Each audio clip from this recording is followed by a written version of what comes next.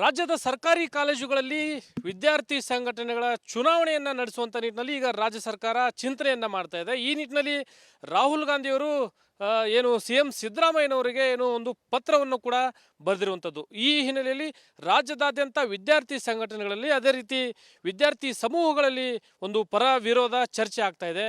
ನನ್ನ ಜೊತೆಗೆ ಹುಬ್ಬಳ್ಳಿಯ ವಿವಿಧ ವಿದ್ಯಾರ್ಥಿ ಸಂಘಟನೆಗಳಲ್ಲಿ ಏನು ಗುರುತಿಸಿಕೊಂಡಿರ್ತಕ್ಕಂಥ ವಿದ್ಯಾರ್ಥಿ ಸಮೂಹ ಇದೆ. ಈ ವಿಚಾರವಾಗಿ ಅಂದರೆ ರಾಜ್ಯ ಸರ್ಕಾರ ಈಗ ಚಿಂತನೆ ಮಾಡ್ತಾ ಇರುವಂಥ ಹಿನ್ನೆಲೆಯಲ್ಲಿ ಈ ವಿಚಾರವಾಗಿ ಯಾವೆಲ್ಲ ಅಭಿಪ್ರಾಯಗಳನ್ನು ಅವರು ವ್ಯಕ್ತಪಡಿಸ್ತಾ ಇದ್ದಾರೆ ಅಂತಕ್ಕಂಥದನ್ನ ಕುರಿತು ಅವರ ಮಾತಿನಿಂದಲೇ ಕೇಳೋಣ. ವಿದ್ಯಾರ್ಥಿಗಳ ಅಭಿಪ್ರಾಯವನ್ನು ನಾವು ಈಗ ಕೇಳೋಣ. ಸರ್, ಈಗ ವಿದ್ಯಾರ್ಥಿ ಸಂಘಟನೆಯ ಚುನಾವಣೆ ಈ ಹಿಂದೆ 1990ರಲ್ಲಿ ಈ ಚುನಾವಣೆಯನ್ನು ಬ್ಯಾನ್ ಮಾಡಲಾಗಿತ್ತು. ಈಗ ಮತ್ತೆ ಈ ವಿದ್ಯಾರ್ಥಿ ಸಂಘಟನೆಯ ಚುನಾವಣೆಯನ್ನು ಮಾಡಲಿಕ್ಕೆ ರಾಜ್ಯ ಸರ್ಕಾರ ಚಿಂತನೆ ಮಾಡ್ತಾ ಇದೆ. ತಮ್ಮ ಅಭಿಪ್ರಾಯವನ್ನು ಈ ವಿಚಾರದಲ್ಲಿ ತಮ್ಮ ಅಭಿಪ್ರಾಯ ಏನು? ಪ್ರಾಚೀನ ಕಾಲದಿಂದಲೂ ವಿದ್ಯಾರ್ಥಿಗಳ ಹಕ್ಕು ಅದು ವಿದ್ಯಾರ್ಥಿ ಚುನಾವಣೆ ಅನ್ನೋದು. ಆ ಆ ಕಾಲದಲ್ಲಿ ಬಂದು ನಿಷೇಧಿಸಿದ ಮೂಲ ಕಾರಣ ಅಂತಂದರೆ ರಾಜಕೀಯ ಹಾಗೂ ಗುಂಪು ಚರ್ಚೆ ಹಾಗೂ ವಿವಿಧ ಮುಖಂಡರು ಬಂದು ಅದರಲ್ಲಿ ಭಾಗವಹಿಸುವುದು. ಈಗೇನು ಮಾಡ್ಬೇಕಂತಂದ್ರೆ ಇವನ್ನೆಲ್ಲ ತಡೆಗಟ್ಟಿ ಶಿಸ್ತಾಗಿ ಒಂದು ಪದ್ಧತಿ ಒಳಗೆ ಯಾರ ರಾಜಕೀಯನೂ ಬರಲಾರ್ದಂಗೆ, ಯಾರೂ ಅದರೊಳಗೆ ಇನ್ವಾಲ್ವ್ ಆಗ್ಲಾರ್ದಂಗೆ ಅವರೇ ಸ್ವತಃ ಅಭ್ಯರ್ಥಿಯನ್ನು ಸೆಲೆಕ್ಷನ್ ಮಾಡಿ ಹಾಗೆ ಅವರು ಹಿಂದಿನ ಬ್ಯಾಕ್ಗ್ರೌಂಡನ್ನು ನೋಡ್ಕೊಂಡು ಅವ್ರಿಗೊಂದು ಎಲೆಕ್ಷನಿಗೆ ನಾಮಿನೇಷನ್ ಕೊಡ್ಬೇಕಂತೇಳಿ ಕೇಳ್ಕೊತೀನಿ. ಈಗ ಪ್ರಮುಖವಾಗಿ ಈ ವಿದ್ಯಾರ್ಥಿ ಚುನಾವಣೆ ಒಂದು ಕಡೆ ರಾಜ್ಯ ಸರ್ಕಾರ ಈ ಬಗ್ಗೆ ಚಿಂತನೆ ಮಾಡ್ತಾ ಇದೆ. ಒಂದು ಕಡೆ ನಾವು ವಾಸ್ತವ ಒಂದು ಸ್ಥಿತಿಯನ್ನು ನೋಡ್ತಾ ಇದ್ದರೆ ವಿದ್ಯಾರ್ಥಿಗಳಿಗೆ ಓದಲಿಕ್ಕೆ ಟೈಮ್ ಸಿಗ್ತಾ ಇಲ್ಲ, ಅಭ್ಯಾಸ ಮಾಡಲಿಕ್ಕೆ ಟೈಮ್ ಸಿಗ್ತಾ ಇಲ್ಲ. ಇಂಥ ಒಂದು ಸಂದರ್ಭದಲ್ಲಿ ಈ ವಿದ್ಯಾರ್ಥಿ ಚುನಾವಣೆ, ವಿದ್ಯಾರ್ಥಿ ಸಂಘಟನೆ ಚುನಾವಣೆ ಅವಶ್ಯಕತೆ ಇತ್ತಾ? ಒಂದು ರೀತಿಯಿಂದ ಈಗಾಗಲೇ ನಾವು ನೋಡ್ತಾ ಇದ್ದೇವೆ. ಕೊರೋನಾ ನಂತರದ ಏನು ಸ್ಥಿತಿಗತಿಗಳನ್ನ ವಿಶ್ವವಿದ್ಯಾಲಯದಾಗಿರ್ಬೋದು, ನಾವು ಶೈಕ್ಷಣಿಕ ಸ್ಥಿತಿಗಳನ್ನು ಗಮನಿಸ್ತಿದ್ರೆ ಆ ಗಮನಿಸಿದಂಥ ಸಂದರ್ಭದಲ್ಲಿ ಇವತ್ತು ಎಲ್ಲೋ ಒಂದು ಕಡೆ ಶೈಕ್ಷಣಿಕ ವ್ಯವಸ್ಥೆ ಹದಗೆಟ್ಟು ಹೋಗಿದೆ ಅಂತಕ್ಕಂಥ ಒಂದು ವಾತಾವರಣ ನಿರ್ಮಾಣ ಆಗಿದೆ. ಯಾಕಂದರೆ ಇವತ್ತು ವಿದ್ಯಾರ್ಥಿಗಳಿಗೆ ನಾವು 4 ತಿಂಗಳು ಒಂದು ಸೆಮ್ಮನ್ನು ಓದಲಿಕ್ಕೆ ಅವಕಾಶ ಇತ್ತು. ಆ 3 ತಿಂಗಳಲ್ಲೇ ಸೆಮ್ ಮುಗಿಸೋದ್ರ ಜೊತೆಗೆ ಪರೀಕ್ಷೆಯನ್ನು ಕೂಡ ತರಾತುರಿಯಲ್ಲಿ ಪರೀಕ್ಷೆಯನ್ನು ಮುಗಿಸಿ ವಿದ್ಯಾರ್ಥಿಗಳನ್ನ ಪಾಸ್ಔಟ್ ಮಾಡ್ತಕ್ಕಂಥ ಪರಿಸ್ಥಿತಿ ವಿಶ್ವವಿದ್ಯಾಲಯದಲ್ಲಿ ನಿರ್ಮಾಣ ಆಗಿದೆ. ಈ ಪರಿಸ್ಥಿತಿ ಯಾಕೆ ನಿರ್ಮಾಣ ಆಗಿದೆ ಅಂದರೆ ನಾವು ಅಕಾಡೆಮಿಕ್ ಇಯರನ್ನು ಬ್ಯಾಲೆನ್ಸ್ ಮಾಡಲಿಕ್ಕೆ ಅಂತೇಳಿ ಇರುತ್ತೆ. ಇಂಥ ಒಂದು ಪರಿಸ್ಥಿತಿಯಲ್ಲಿ ಆ ವಿಶ್ವವಿದ್ಯಾಲಯದಲ್ಲಿ ಆಗಿರ್ಬೋದು, ಕಾಲೇಜ್ ಕ್ಯಾಂಪಸ್ಗಳಲ್ಲಿ ಎಲೆಕ್ಷನನ್ನು ಮಾಡ್ತಾರೆ. ನಾವು ಎಲೆಕ್ಷನನ್ನು ಸ್ವಾಗತ ಮಾಡ್ತಾ ಇದ್ದೇವೆ. ವಿದ್ಯಾರ್ಥಿ ಪರಿಷತ್ತು ಮೊದಲಿಂದನೂ ಕೂಡ ಸ್ವಾಗತ ಮಾಡ್ತಾ ಇದೆ. ಅದಕ್ಕೇ ಒಂದು ಲಾಂಗ್ ಪ್ರೊಸೆಸ್ ಆಗಬಾರ್ದು. ಈಗ ನಾವು ಅಲ್ಲಿ ನಾಮಿನೇಷನ್ ಆಗಿರ್ಬೋದು, ಅದನ್ನು ಅಧಿಸೂಚನೆ ಹೊರಡಿಸುವಂಥದ್ದಾಗಿರ್ಬೋದು, ಅದೇ ರೀತಿ ಅಲ್ಲಿನ ಅಧಿಕಾರಿಗಳ ನಿರ್ವಹಣೆ ಆಗಿರ್ಬೋದು, ಅದೇ ರೀತಿಯ ಒಂದು ಚುನಾವಣೆ ಅವಧಿ ಆಗಿರ್ಬೋದು, ಈ ಒಂದು ಸಂಪೂರ್ಣವಾಗಿ ಅದಕ್ಕೇ ತಿಂಗಳಾನುಗಟ್ಟಲೆ ನಾವು ಟೈಮನ್ನು ತೆಗೆದುಕೊಂಡು ಸರ್ಕಾರ ಅದರಲ್ಲೇ ಟೈಮನ್ನು ವೇಸ್ಟ್ ಮಾಡಿದರೆ ಆ ವಿಶ್ವವಿದ್ಯಾಲಯದಲ್ಲಾಗಿರ್ಬೋದು, ಕಾಲೇಜ್ ಕ್ಯಾಂಪಸ್ಗಳಲ್ಲಿ ಆ ವಿದ್ಯಾರ್ಥಿಗಳು ಎಲ್ಲೋ ಒಂದು ಕಡೆ ತೊಂದರೆ ಆಗುತ್ತೆ, ಅವರ ಒಂದು ಶೈಕ್ಷಣಿಕ ವ್ಯವಸ್ಥೆಗೆ ತೊಂದರೆ ಆಗುತ್ತೆ ಅಂತೇಳಿ ವಿದ್ಯಾರ್ಥಿ ಪರಿಷತ್ ಭಾವಿಸುತ್ತೆ.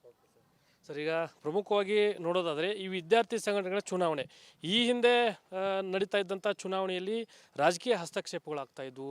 ಜೊತೆಗೆ ಗುಂಪುಗಾರಿಕೆ ಅಂದರೆ ವಿದ್ಯಾರ್ಥಿ ಸಂಘಟನೆಗಳ ಮಧ್ಯದಲ್ಲೇ ಗುಂಪುಗಾರಿಕೆ, ಗಲಭೆ, ಈ ಥರ ಒಂದು ಗಲಾಟೆಗಳು ನಡೆಯುವಂಥ ಸಂದರ್ಭಗಳು, ಸನ್ನಿವೇಶಗಳು ನಡೀತಾ ಇದ್ದಂಥ ಹಿನ್ನೆಲೆಯಲ್ಲಿ ಅದನ್ನು ಬ್ಯಾನ್ ಮಾಡಿದರು. ಈಗ ಮತ್ತೆ ರಾಜಕೀಯ ಸನ್ನಿವೇಶಗಳು ಅಂದರೆ ಇದರಲ್ಲಿ ರಾಜಕೀಯ ಹಸ್ತಕ್ಷೇಪ ಆಗುವಂಥ ನಿಟ್ಟಿನಲ್ಲಿ, ರಾಜಕೀಯ ಬೇಳೆ ಬೇಯಿಸ್ಕೊಳ್ಳುವಂಥ ನಿಟ್ಟಿನಲ್ಲಿ ಈ ಒಂದು ವಿದ್ಯಾರ್ಥಿ ಸಂಘಟನೆ ಚುನಾವಣೆ ಮಾಡ್ತಾ ಇದ್ರೆ ಅನ್ನಿಸ್ತಾ ಇಲ್ವಾ?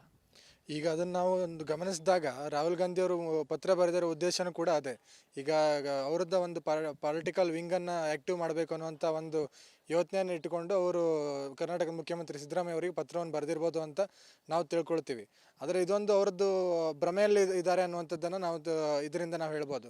ಈಗ ಒಂದು ಅವರ ರಾಜಕೀಯ ವಿಂಗನ್ನು ಅವರು ಇದ್ರ ಮೂಲಕವಾಗಿ ಆ್ಯಕ್ಟಿವ್ ಮಾಡ್ಕೋಬೋದು ಅಂತ ತಿಳ್ಕೊಂಡು ಈ ಚುನಾವಣೆಯನ್ನು ಸಾರಿದರೆ ಇದು ಒಂದು ಭ್ರಮೆಯಲ್ಲಿ ಅವರು ಇದ್ದಾರೆ ಅನ್ನೋಂಥದ್ದನ್ನು ನಾವು ಅಖಿಲ ಭಾರತೀಯ ವಿದ್ಯಾರ್ಥಿ ಪರಿಷತ್ತಿಂದ ನಾವು ಹೇಳ್ಬೋದು.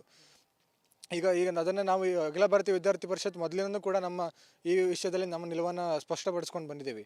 ಈಗ ವಿದ್ಯಾರ್ಥಿಗಳಿಗೆ ಚುನಾವಣೆ ಆಗಬೇಕು, ವಿಶ್ವವಿದ್ಯಾಲಯಗಳಲ್ಲಿ ಚುನಾವಣೆ ಆಗಬೇಕು, ಕಾಲೇಜ್ಗಳಲ್ಲಿ ಚುನಾವಣೆ ಆಗಬೇಕು, ಇದು ಸ್ವಾಗತಾರ್ಹ. ಇದರಿಂದ ಒಂದಿಷ್ಟು ಯುವ ನಾಯಕರು ಬರುತ್ತಾರೆ ಮತ್ತು ವಿಶ್ವವಿದ್ಯಾಲಯ ಮತ್ತು ಕಾಲೇಜುಗಳ ನಡುವೆ ಇರುವಂಥ ವಿದ್ಯಾರ್ಥಿಗಳ ಸಮಸ್ಯೆಗೆ ಆ ಒಂದು ವಿದ್ಯಾರ್ಥಿಯ ಒಂದು ಸಂಘ ಏನಿರುತ್ತೆ ಅದು ಒಂದು ಸೇತುವೆಯಾಗಿ ಕೆಲಸ ಮಾಡುತ್ತೆ. ಇದನ್ನು ವಿದ್ಯಾರ್ಥಿ ಪರಿಷತ್ ಮೊದಲಿಂದ ಕೂಡ ಸ್ವಾಗತವನ್ನು ಮಾಡಿಕೊಂಡು ಬರ್ತಾ ಇದೆ. ಆದರೆ ಯಾವುದೋ ಒಂದು ಪೊಲಿಟಿಕಲ್ ಇಂಟೆನ್ಷನ್ ಇಟ್ಟುಕೊಂಡು ಅದ್ರಲ್ಲಿ ಕಾಲೇಜುಗಳಲ್ಲಿ ಚುನಾವಣೆ ಮಾಡ್ತೀವಿ ಅಂತಂದರೆ ಅದನ್ನು ನಾವು ವಿರೋಧ ಮಾಡ್ತೀವಿ. ಈಗ ಯಾವುದೋ ಒಂದು ಪೊಲಿಟಿಕಲ್ ಇಂಟೆನ್ಷನ್ ಇಟ್ಕೊಂಡು ಈಗಾಗಲೇ ನಮ್ಮವರು ಉಲ್ಲೇಖ ಮಾಡಿದ್ರು, ಈಗ 1 ತಿಂಗಳಗಟ್ಟಲೆ ಅದನ್ನು ಚುನಾವಣೆಯನ್ನು ಮಾಡೋದು. ಈಗ ಇರೋದೇ ಒಂದು 4-5 ತಿಂಗಳ ಒಂದು ಸೆಮೆಸ್ಟರ್ನ ಶಿಕ್ಷಣ ಅವಧಿಯಲ್ಲಿ ಅದರಲ್ಲಿ 1 ತಿಂಗಳ ಚುನಾವಣೆ ಕೊಟ್ಟರೆ ಶಿಕ್ಷಣದ ವ್ಯವಸ್ಥೆ ಯಾವ ರೀತಿ ಆಗುತ್ತೆ, ಗುಣಮಟ್ಟ ಯಾವ ರೀತಿ ಆಗುತ್ತೆ ಅನ್ನೋಂಥದ್ದನ್ನು ನಾವು ಅಲ್ಲಿ ನೋಡಬೇಕಾಗ್ತದೆ. ಅದೇ ರೀತಿಯಲ್ಲಿ ನಾವು ಅದನ್ನು ಮೊದಲಿಂದ ಕೂಡ ನಮ್ಮ ನಿಲುವನ್ನು ಹೇಳ್ಕೊಂಡು ಬರ್ತಾ ಇದ್ದೀವಿ. ಈ ಒಂದು ಚುನಾವಣೆಯಲ್ಲಿ ಪೊಲಿಟಿಕಲ್ ಇಂಟರ್ಫಿರೆನ್ಸ್ ಇರಬಾರ್ದು, ಯಾವುದೋ ರಾಜಕೀಯ ಹಸ್ತಕ್ಷೇಪ ಇಲ್ಲದೆ ಚುನಾವಣೆಯನ್ನು ಮಾಡೋದಾದರೆ ಇದನ್ನು ಅಖಿಲ ಭಾರತೀಯ ವಿದ್ಯಾರ್ಥಿ ಪರಿಷತ್ ಸ್ವಾಗತಿಸ್ತದೆ. ಸರ್, ಈಗ ಒಂದು ಕಡೆ ಈ ವಿದ್ಯಾರ್ಥಿ ಸಂಘಟನೆಯ ಚುನಾವಣೆಯ ಉದ್ದೇಶ ನೋಡೋದಾದರೆ, ಒಂದು ಕಡೆ ಲಿಂಗರಾವ್ ಅವರ ವರದಿಯನ್ನು ಗಮನಿಸೋದಾದರೆ ಅದರದ್ದೇ ಆದಂಥ ಒಂದು ಉದ್ದೇಶವನ್ನು ಹೊಂದಿರುವಂಥದ್ದು. ಇದನ್ನು ವಿಶ್ಲೇಷಣೆ ಮಾಡೋದಾದರೆ ಲಿಂಗರಾವ್ ಅವರ ಒಂದು ವರದಿಯನ್ನು ವಿಶ್ಲೇಷಣೆ ಮಾಡೋದಾದರೆ ಈ ಉದ್ದೇಶದ ಬಗ್ಗೆ ಏನು ಹೇಳ್ತೀರಿ? ಈಗ ನಾವು ಲಿಂಗರಾವ್ ಅವ್ರ ವರದಿಯನ್ನು ನಾವು ಅಧ್ಯಯನ ಮಾಡಿದಾಗ ಅದರಲ್ಲಿ ಬರುವಂಥದ್ದು ಏನಂತಂದರೆ, ಅವರು ಒಂದು ಚುನಾವಣೆಗೆ ಒಂದು ನಿರ್ದಿಷ್ಟವಾದ ಒಂದು ರೂಪರೇಷೆಯನ್ನು ನೀಡಿದರು. ಈಗ ವಿದ್ಯಾರ್ಥಿ ಸಂಘದ ಚುನಾವಣೆ ಅಂದರೆ ಇದೇ ರೀತಿ ಆಗಬೇಕು ಅನ್ನುವಂಥ ಒಂದು ರೂಪರೇಷೆಯನ್ನು ಲಿಂಗರಾವ್ ವರದಿಯಲ್ಲಿ ಅವ್ರು ನೀಡಿದರು. ಅಂದರೆ ಚುನಾವಣೆ ಅಧಿಕಾರಿಗಳನ್ನಾಗಿ ಯಾರನ್ನು ನೇಮಕ ಮಾಡಬೇಕು, ಆ ಚುನಾವಣೆಯನ್ನು ಯಾರು ಗಮನಿಸಬೇಕು, ಅದ್ರ ಜೊತೆಗೆ ಒಂದು ಅಭ್ಯರ್ಥಿ ಅಂತಂದರೆ ಎಲ್ಲರೂ ಕೂಡ ಈ ಕಾಲೇಜ್ನಲ್ಲಿ ಯಾವುದೋ ಒಂದು ವಿದ್ಯಾರ್ಥಿ ಕಾಲೇಜಿಗೆ ಬರೋದಿಲ್ಲ, ಹೊರಗಡೆಯಿಂದ ಬಂದು ನಾನು ಚುನಾವಣೆಗೆ ಬರ್ತೀನಿ ಅಂತ ಹೇಳ್ತಾನೆ. ಆ ರೀತಿ ಅವಕಾಶಗಳಿಲ್ಲ. ಯಾರು ವಿದ್ಯಾಭ್ಯಾಸದಲ್ಲಿ ಸಕ್ರಿಯವಾಗಿದ್ದಾರೆ, ವಿದ್ಯಾಭ್ಯಾಸದಲ್ಲಿ ಚೆನ್ನಾಗಿ ನಡೀತಾ ಇದ್ದಾರೆ, ಅವ್ರನ್ನ ಅಲ್ಲಿ ಅಭ್ಯರ್ಥಿಯನ್ನಾಗಿ ಮಾಡಬೇಕು ಅನ್ನುವಂಥದ್ದು. ಅದ್ರ ಜೊತೆಗೆ ಎಷ್ಟು ಖರ್ಚನ್ನು ಮಾಡಬೇಕು ಅನ್ನುವಂಥದ್ದು. ಈಗ ವಿದ್ಯಾರ್ಥಿಗಳು ಚುನಾವಣೆಯಲ್ಲೇ ಲಕ್ಷಗಟ್ಟಲೆ ಖರ್ಚು ಮಾಡ್ತಾರೆ, ಅಲ್ಲೇ ಒಂದು ನಾವು ವ್ಯವಸ್ಥೆಯನ್ನು ಹಾಳು ಮಾಡ್ತಾರೆ ಅಂತಂದರೆ ಅದನ್ನು ಕೂಡ ಒಪ್ಪುವಂಥದ್ದಲ್ಲ. ಅದಕ್ಕೆ ಲಿಂಗರಾಜ್ ವರದಿಯಲ್ಲಿ ಅವ್ರೇನು ಹೇಳಿದರು ಅಂತಂದರೆ, ಆ ಚುನಾವಣೆಗೆ ಇಂತಿಷ್ಟು ಖರ್ಚು ಮಾಡಬೇಕು ಅಂತ. ಅದಕ್ಕೆ ಆ ರೀತಿಯಲ್ಲಿ ಎಲ್ಲ ಒಂದು ಚೌಕಟ್ಟಿನೊಳಗಡೆ ಚುನಾವಣೆ ಆಗಬೇಕು ಅಂತೇಳಿ, ಖರ್ಚಿನ ವಿಷಯ ಇರ್ಬೋದು, ಚುನಾವಣಾ ಅಧಿಕಾರಿ ಆಗಿರ್ಬೋದು, ಪಾರದರ್ಶಕತೆ ಇರಬೇಕು.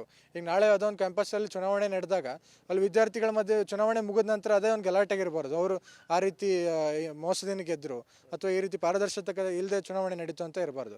ಅದಕ್ಕೆ ಚುನಾವಣಾ ಅಧಿಕಾರಿಯಾಗಿ ಸರ್ಕಾರಿ ಅಧಿಕಾರಿಗಳನ್ನ ನೇಮಕ ಮಾಡಬೇಕು. ಅದು ಅಭ್ಯರ್ಥಿಗಳಿಗೂ ಕೂಡ ಯಾವ ರೀತಿಯಾಗಿ ನಾವು ಅವರನ್ನು ಅಭ್ಯರ್ಥಿಗಳನ್ನು ಆಯ್ಕೆ ಮಾಡುವಾಗ ಒಂದಿಷ್ಟು ಅವರಲ್ಲಿರುವಂಥ ಯೋಗ್ಯತೆಗಳನ್ನು ನೋಡ್ಕೊಂಡು ನಾವು ಅವರಿಗೆ ಅಭ್ಯರ್ಥಿಗಳನ್ನ ಆಯ್ಕೆ ಮಾಡುವಂಥ ಪ್ರಕ್ರಿಯೆ ನಡೀಬೇಕು. ಸರ್, ತಾವೇನು ಹೇಳ್ತೀರಿ? ಈ ವಿದ್ಯಾರ್ಥಿ ಸಂಘಟನೆಯ ಚುನಾವಣೆ ಬಗ್ಗೆ ಚಿಂತನೆ ನಡೀತಾ ಇರುವಂಥ ಏನಲ್ಲಿ ತಾವು ಯಾವ ರೀತಿ ಅಭಿಪ್ರಾಯ ವ್ಯಕ್ತಪಡಿಸ್ತೀರಿ? ನಾವು ವಿದ್ಯಾರ್ಥಿ ಚುನಾವಣೆ ನಡೀಬೇಕ್ರಿ. ನಾವು ವಿದ್ಯಾರ್ಥಿ ಚುನಾವಣೆ ನಡೆದ್ರೆ ಸ್ಟೂಡೆಂಟ್ಸ್ ಪವರ್ ಐತೆ, ನೇಷನ್ ಪವರ್ ಅಂತಂತ ಹೇಳ್ತಾರಣ. ವಿದ್ಯಾರ್ಥಿ ಚುನಾವಣೆ ಅಂದ್ರೆ ವಿದ್ಯಾರ್ಥಿ ನಾಯಕರಾಗಿ ಹೊರಹೊಮ್ಮಲು ಒಂದು ಅವಕಾಶ ಸಿಕ್ಕಂಗಾಗತ್ತಣ. ಲಿಂಗರಾಜ್ ವರದಿಯನ್ನು ನಾವು ಸ್ವಾಗತಿಸ್ತೀವಣ. ಅವ್ರೇನು ನಮ್ಮ ಸಹೋದ್ಯೋಗಿಗಳು ಹೇಳಿದ್ರಲ್ಲಣ್ಣ, ಎಷ್ಟು 5,000ದಾಗ ಖರ್ಚು ಮುಗಿಬೇಕು ಅಂತಂತ ಅದಕ್ಕೆ ನಾವು ಸ್ವಾಗತಿಸ್ತೀವಣ. ಚುನಾವಣೆ ಅಧಿಕಾರಿಗಳನ್ನ ನೇಮಿಸ್ಬೇಕ್ರಿ ಅಣ್ಣ. ಅದಕ್ಕೆ ಸ್ಟೂಡೆಂಟ್ಸ್ ಪವರ್, ನೇಷನ್ ಪವರನ್ನು ವಿದ್ಯಾರ್ಥಿ ಎಲೆಕ್ಷನ್ ನಾವು ಸ್ವಾಗತಿಸ್ತೀವಿ ಅಣ್ಣ. ಒಂದು ಕಡೆ ಈಗ ವಿದ್ಯಾರ್ಥಿಗಳ ಒಂದು ಹಿತವನ್ನು ಕಾಪಾಡುವಂಥ ನಿಟ್ಟಿನಲ್ಲಿ, ಯುವ ಶಕ್ತಿಯನ್ನು ಬಲಪಡಿಸುವಂಥ ನಿಟ್ಟಿನಲ್ಲಿ ಈ ಒಂದು ವಿದ್ಯಾರ್ಥಿ ಸಂಘಟನೆಯ ಚುನಾವಣೆ ನಡೆಸುವಂಥ ಚಿಂತನೆ ಇದೆ. ಏನು ಹೇಳ್ತೀರಿ ತಾವು? ಸರ್, ಈ ಚುನಾವಣೆಗೆ ನಾವು ಸ್ವಾಗತ ಕೋರ್ತೀವಿ. ಈ ಚುನಾವಣೆ ಆಗೋದ್ರಿಂದ ವಿದ್ಯಾರ್ಥಿಗಳ ಸಂಘಟನೆ ಬಲಪಡ್ತೈತಿ, ವಿದ್ಯಾರ್ಥಿಗಳಲ್ಲಿ ಒಂದು ನಾಯಕತ್ವ ಗುಣ ಬರ್ತೈತಿ. ಸೊ ಇದ್ರ ಬಗ್ಗೆ ಈಗ ನಮ್ಮ ಮುಖ್ಯಮಂತ್ರಿಗಳಾದಂಥ ಸಿದ್ದರಾಮಯ್ಯ ಸಾಹೇಬ್ರ ಚಿಂತನೆ ನಡೆಸಿದ್ದಾರೆ. ಯಾವ ರೀತಿ ಜಾರಿಗೆ ತರಬೇಕು, ಯಾವ ರೀತಿ ಚುನಾವಣೆಯನ್ನು ಮಾಡಬೇಕು, ವಿದ್ಯಾರ್ಥಿ ಚುನಾವಣೆಯನ್ನು, ಅದನ್ನು ಅವ್ರು ಚಿಂತನೆ ಮಾಡ್ತಿದ್ದಾರೆ. ಅದೇ ರೀತಿ ನಮ್ಮ ಕರ್ನಾಟಕ ರಾಜ್ಯದ ಉಪಮುಖ್ಯಮಂತ್ರಿಗಳಾದಂಥ ಡಿ.ಕೆ. ಶಿವಕುಮಾರ್ ಸಾಹೇಬರು ಕೂಡ ಇದೇ ವಿದ್ಯಾರ್ಥಿ ದೆಸೆಯಿಂದನೇ ಈ ಚುನಾವಣೆಯನ್ನು ಮಾಡ್ಕೊಂಡ್ಬಿಟ್ಟು ಇವತ್ತು ಒಂದು ರಾಜ್ಯದ ಉನ್ನತ ಸ್ಥಾನದಲ್ಲಿದ್ದಾರೆ. ಸೊ ಈ ರೀತಿ ವಿದ್ಯಾರ್ಥಿಗಳ ಸ್ಫೂರ್ತಿ, ವಿದ್ಯಾರ್ಥಿ ಚುನಾವಣೆ ಮಾಡೋದ್ರಿಂದ ಎಲ್ಲರಿಗೂ ಒಂದು ವಿದ್ಯಾರ್ಥಿ ನಾಯಕತ್ವ ಗುಣವನ್ನು ತಮ್ಮಲ್ಲಿ ತಾವು ತೊಡಗಿಸ್ಕೊಳ್ಳೋಕೆ ಒಂದು ಅವಕಾಶ ಸಿಗುತ್ತೆ. ಅದನ್ನು ಯಾವ ರೀತಿ ನಡೆಸಬೇಕು, ಯಾವ ರೀತಿ ಅದರದ್ದು ಏನು ರೂಪರೇಷೆಗಳಿದೆ ಅದನ್ನು ಮಾನ್ಯ ಮುಖ್ಯಮಂತ್ರಿಗಳು ಚಿಂತನೆ ಮಾಡ್ತಾರೆ. ಅದಕ್ಕೆ ನಮ್ಮ ಸ್ವಾಗತ ಇದೆ.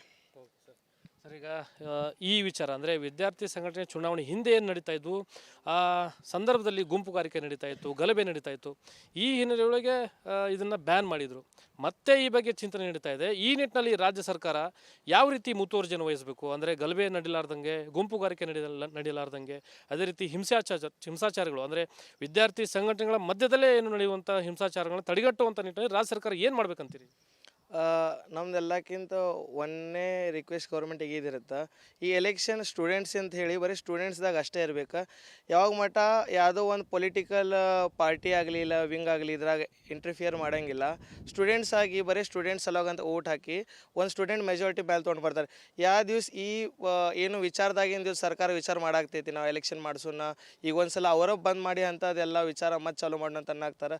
ಇದು ಒಂದು ಹುಡುಗರದು ಮೈಂಡ್ಸೆಟ್ದಾಗ ಒಂದು ಪಾರ್ಟಿದು ವಿಚಾರ ಅಂತ ಬರಬಾರ್ದು. ಇದು ಒಂದು ಆ್ಯಸ್ ಅ ಸ್ಟೂಡೆಂಟ್ ವಿಂಗ್ ಆಗಿ ಒಂದು ಫ್ಯಾಮ್ಲಿ ಟು ಫ್ಯಾಮ್ಲಿ ಬರುವಂಥ ಏನು ಪೊಲಿಟಿಕ್ಸ್ ಅದ ಇದು ಮುರ್ಕೊಂಡು ನಮ್ದ್ರಾಗಿಂದ ಒಬ್ಬ ಲೀಡರ್ ಆಗಿ ಹೊರಗೆ ಬಂದು ಆ ಸಮಾಜಕ್ಕೆ ಒಂದು ಚಲೋ ಕಲ್ಯಾಣ ಮಾಡುವಂಗೆ ವಿಚಾರದಾಗ ಬರಬೇಕು.